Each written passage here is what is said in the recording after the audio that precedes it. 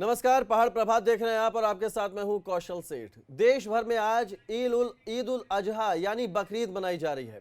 वहीं उत्तराखंड में ईद को लेकर प्रशासन ने निर्देश जारी कर दिए हैं। कोरोना संक्रमण को देखते हुए घरों में रहकर ही नमाज अदा करने के निर्देश दिए गए हैं। साथ ही पुलिस की तरफ से लोगों से सहयोग की अपील की गई है।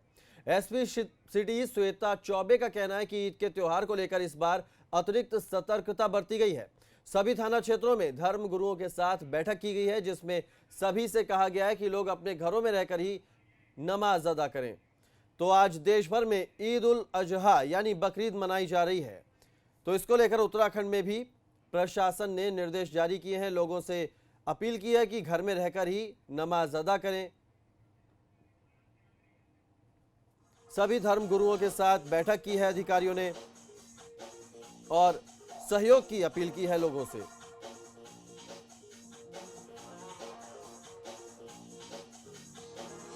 तो ईद को लेकर पुलिस चौकन्नी है। अलग अलग क्षेत्र के धर्म गुरुओं के साथ मीटिंग की है, उनसे सहयोग की अपील की है और साथ ही लोगों से कहा है कि वो अपने घरों पर रहकर ही ईद की नमाज अदा करें। देश भर में आज ईद उल अजहा यानी बकरीद का त्योहार मनाया जा रहा है। ऐसे में उत्तराखंड में पुलिस प्रशासन चौकन्ना है। अलग अलग जिलों में अलग अलग क्षेत्र के धर्म गुरुओं के साथ पुलिस प्रशासन के अधिकारियों ने मीटिंग की है और साथ ही लोगों से अपील की है कि वो घरों में रहकर ही ईद की नमाज अदा करें। देहरादून की बात करें तो यहां एसपी सिटी श्वेता चौबे ने कहा है कि इस बार ईद के त्योहार को लेकर अतिरिक्त सतर्कता बरती गई है। त्योहार को लेकर अतिरिक्त सतर्कता बरती जा रही है। जो सभी थाना अध्यक्ष हैं और क्षेत्राधिकारी हैं, उन्होंने अपने अपने लेवल पे अपने थाना क्षेत्र में ऑलरेडी धर्म गुरुओं से जो है बैठक कर ली है। और चूंकि कोरोना काल चल रहा है, इसलिए सभी से यही आग्रह किया गया है कि ज़्यादातर जो है अपने घरों में ही नमाज अदा करें। और अलग अलग जगह जो है हमारी फोर्स की डिप्लॉयमेंट की गई है, क्यूआरटी टीम्स डिप्लॉय की है, हमारी पीएसी डिप्लॉय की है और हमने सभी थाना क्षेत्रों में लगभग जो है हमारे यहाँ फ्लैग मार्च भी निकाला जा चुका है। पिथौरागढ़ में कई गांव आपदा की मार झेल रहे हैं। ऐसे कई गांव हैं जहां बारिश से बड़ी तबाही हुई है। एक तरफ सेना ने आपदा पीड़ितों को निकालकर सुरक्षित स्थानों पर पहुंचाया है, तो प्रशासन की तरफ से आपदा पीड़ितों तक लगातार मदद पहुंचाई जा रही है।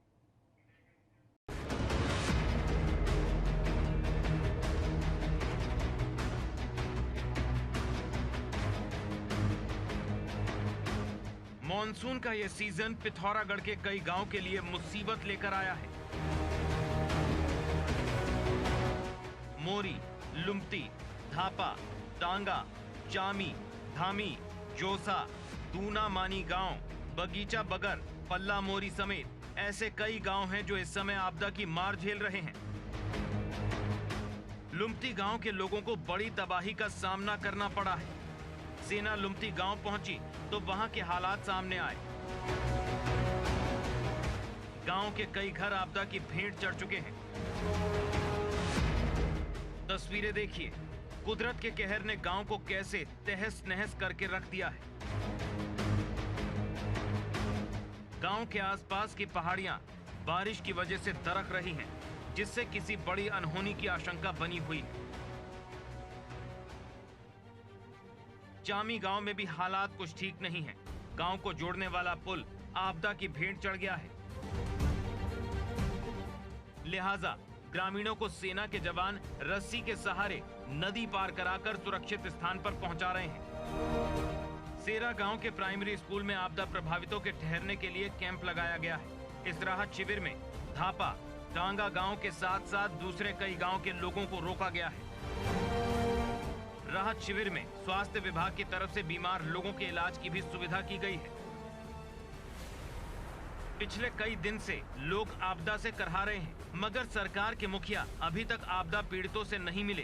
कांग्रेस के विधायक हरीश धामी और भाजपा के विधायक बिशन सिंह चौहान आपदा प्रभावित लोगों से मिलने पहुंचे, मगर हरीश धामी तो पानी में बहने से बाल बाल बच गए। पिथौरागढ़ के हालात का अंदाजा आप इन तस्वीरों को देखकर लगा सकते हैं। अभी भी हालात सुधरे नहीं हैं। ऐसे में अगर आने वाले समय में बादल फटने जैसी घटना फिर से हुई तो हालात और बिगड़ सकते हैं। पिथौरागढ़ से योगेश पाठक की रिपोर्ट, एबीपी गंगा। और इस वक्त एक बड़ी खबर आ रही है, आपको बता दें उत्तराखंड में प्राकृतिक आपदा का अलर्ट जारी किया गया है। बड़ी खबर आपको बता रहे हैं, उत्तराखंड में प्राकृतिक आपदा का अलर्ट जारी किया है। राजधानी देहरादून में बारिश की चेतावनी जारी की है मौसम विभाग ने। बड़ी खबर आपको बता रहे हैं, उत्तराखंड में प्राकृतिक आपदा का अलर्ट जारी किया गया है। साथ ही देहरादून में भी बारिश की चेतावनी जारी की है।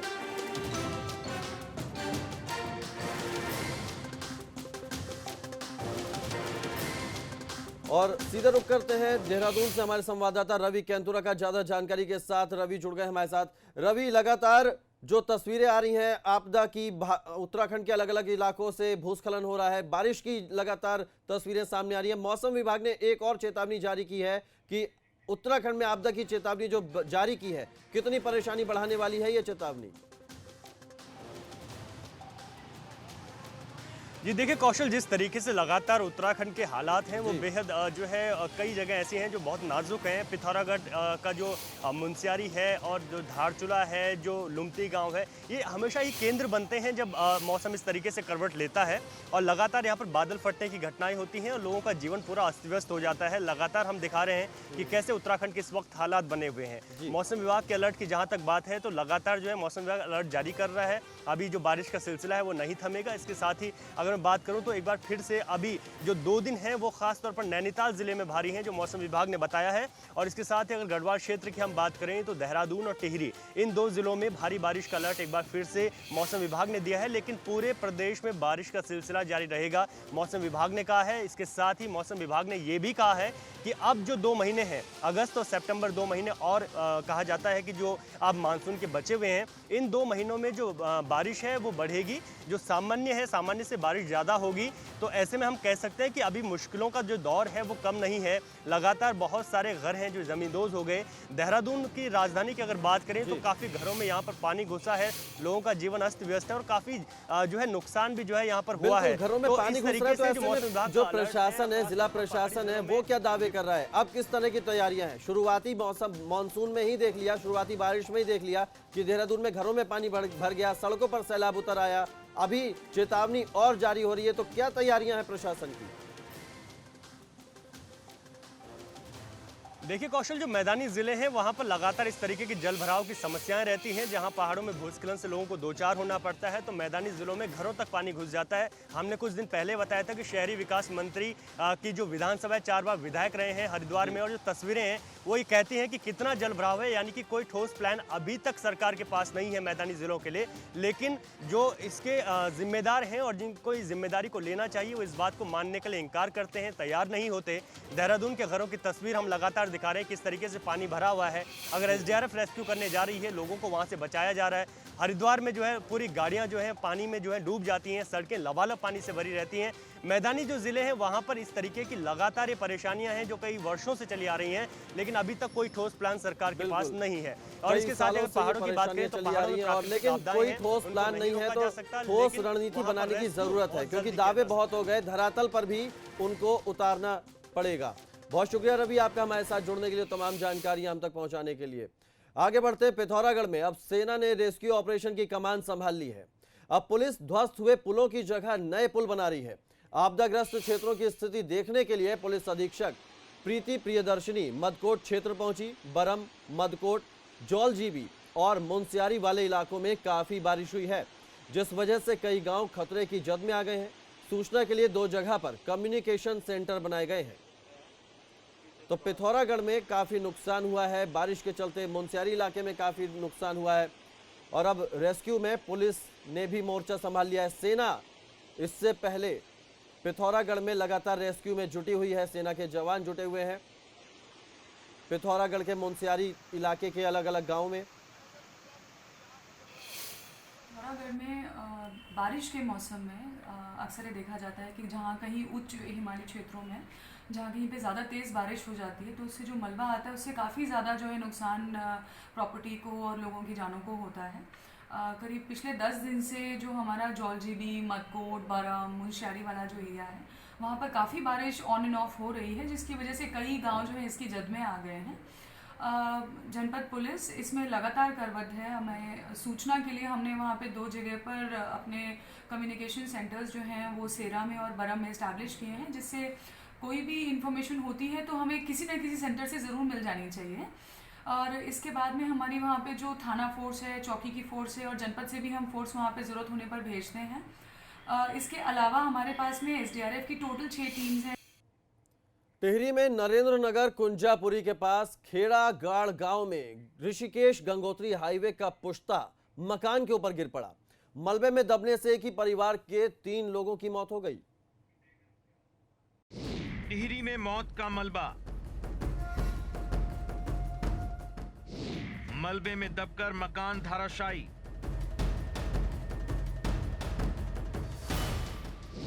मलबे में दबकर 3 लोगों की मौत।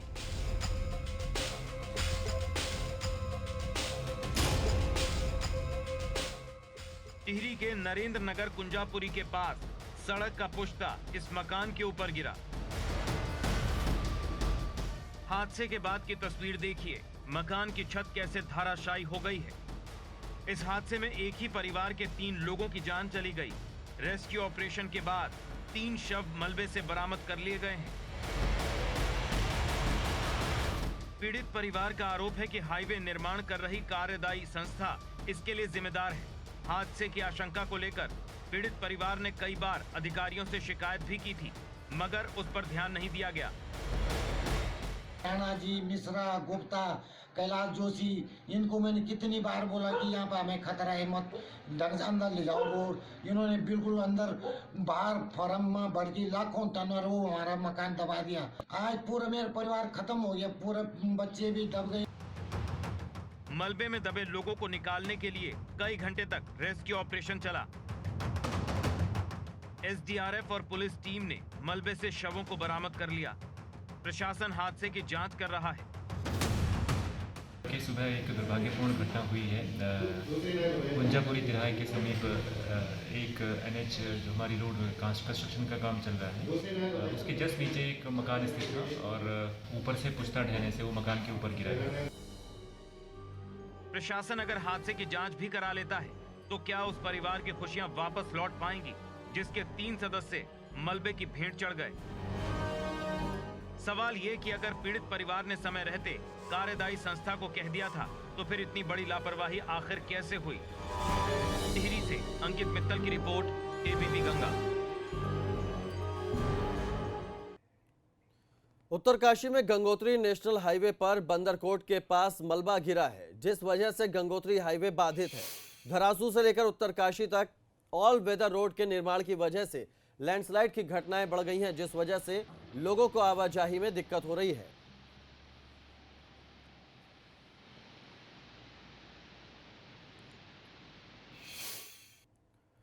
बारिश की वजह से उत्तराखंड में कई रोड बाधित हैं। बारिश की वजह से भूस्खलन की घटनाएं भी बढ़ गई हैं।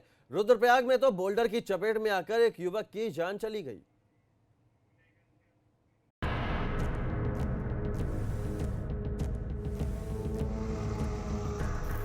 पहाड़ में इन दिनों मुसीबत कब और किस रूप में आ जाए कहा नहीं जा सकता। रुद्रप्रयाग में बाइक सवार युवक को क्या पता था कि बोल्डर उसका काल बन जाएगा। एक भारी भरकम बोल्डर युवक के सिर में लगा, जिससे उसकी मौत हो गई। व्यक्ति जिसके सिर में ऊपर से पत्थर गिरा है और उसका सिर फट गया है, खून काफी गिरा है यहाँ पे। तो स्कूटी भी थी उनके पास बिना नंबर की। तो अभी मैं इसकी जानकारी कर रहा हूँ। हमने बॉडी जो है बॉडी बैग में जो है अस्पताल के लिए रवाना कर दिया है। उधर विकास नगर में कालसी रोड पर एक पिकअप गाड़ी के ऊपर मलबा गिरा है। इस पिकअप गाड़ी की हालत देखिए, मलबे में दबकर इसकी क्या हालत हो गई है। टूट जाएगा रास्ता, अरे रास्ता टूट जाएगा, इसमें टूटना रास्ता। हादसे के दौरान ड्राइवर और उसके साथ सवार एक और शख्स ने किस तरीके से समय रहते बाहर आए, वरना उनकी जान भी जा सकती। मलबा गिरने से पिकअप गाड़ी में रखे टमाटर भी खराब हो गए हैं। तस्वीर में आप देख सकते हैं कि टमाटर कैसे बिखरे हुए हैं। उधर जोशीमठ में लामबगड़ के पास पहाड़ी से बार बार गिरता मलबा लोगों के लिए मुसीबत बन गया है। हाईवे पर आए दिन मलबा गिर रहा है, जिस वजह से हाईवे बाधित है। इस तस्वीर में देखिए हाईवे पर कितने बड़े बड़े बोल्डर गिरे हुए हैं।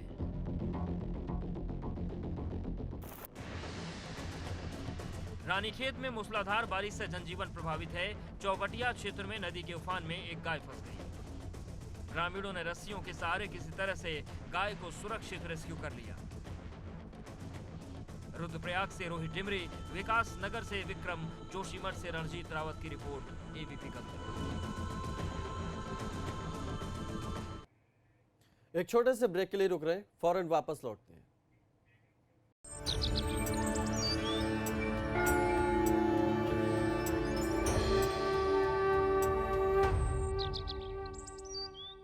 ब्रेक के बाद स्वागत है आपका। मसूरी में बारिश की वजह से काफी नुकसान हुआ है। नेशनल हाईवे 707 पर फायर स्टेशन के पास जमीन धंस गई। जमीन धंसने से देहरादून मसूरी मार्ग करीब 2 घंटे तक बाधित रहा। उधर भूस्खलन की वजह से 4 मकान भी खतरे की जद में आ गए हैं। प्रशासन ने लोगों को सुरक्षित स्थानों पर शिफ्ट कर दिया है। तो मसूरी में काफी नुकसान हुआ है बारिश की वजह से। रात को काफ़ी बारिश आई, रात को भयंकर, और हम लोग लेटे हुए थे। किसी तरह से सामान शिफ्ट किया और माता जी बड़ी मुश्किल से रात को इनका शिफ्ट किया गया। कितना नुकसान हुआ है आपका? कभी 2 कमरे चले गए सर हमारे। इसमें सामान भी रखा हुआ? सामान भी रखा था, शिफ्ट किया किसी तरह। दून से गौचर के बीच हवाई सेवा की फिर से शुरुआत हो गई है। हफ्ते में 3 दिन हवाई सेवा संचालित होगी। दून से टिहरी होते हुए हेलीकॉप्टर गौचर पहुंचा। हेली सेवा के लिए प्रति सवारी 2,903 रुपए किराया निर्धारित किया गया है। गौचर से देहरादून जाने के लिए प्रति व्यक्ति 8,709 रुपए चुकाने होंगे।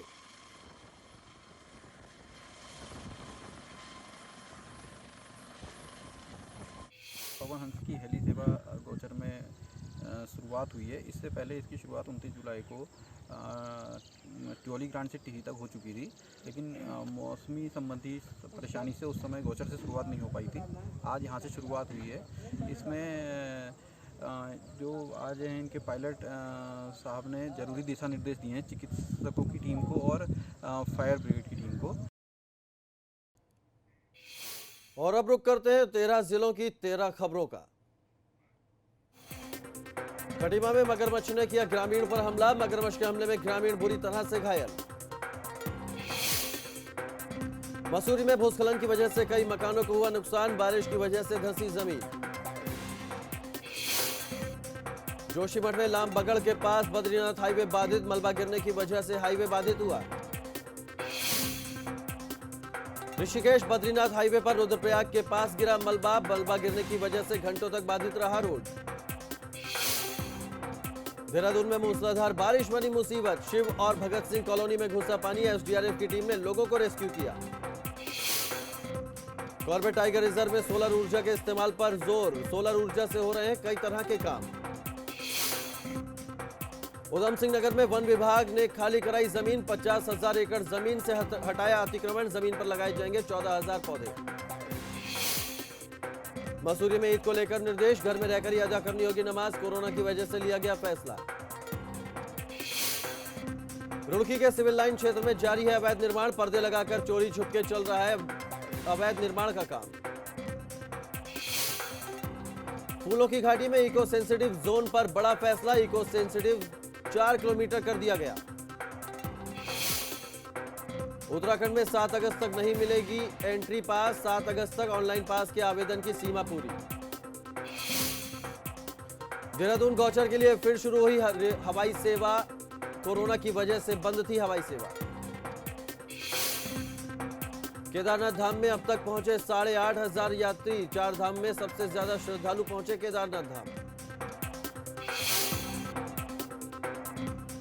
तो फिलहाल पहाड़ प्रभात में इतना ही। आगे देखिए गंगा सवेरा मेरे सहयोगी राजीव ढोंडियाल के साथ।